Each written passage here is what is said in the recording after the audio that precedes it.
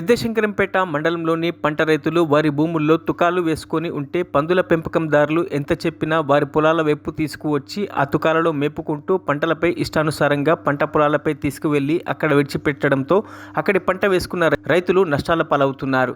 వారికి ఎంత తెలిపినా వినకపోవడంతో పంటల గురించి ఈవో గారికి వివరించడం జరిగింది. కాగా వివో వెంకట్రాములు పందుల పెంపకం వారికి నోటీసులు ఇవ్వడం జరిగింది. పందుల్ని వెంటనే పట్టుకుపోమని నోటీసులు జారీ చేశారు. పందులు వెంటనే తీసుకువెళ్లాలని రైతులు కోరుతున్నారు. లేని ఎడల వారిపై రైతులు కఠిన చర్యలు తీసుకుంటామని ఈ సందర్భంగా రైతులు హెచ్చరించడం జరిగింది.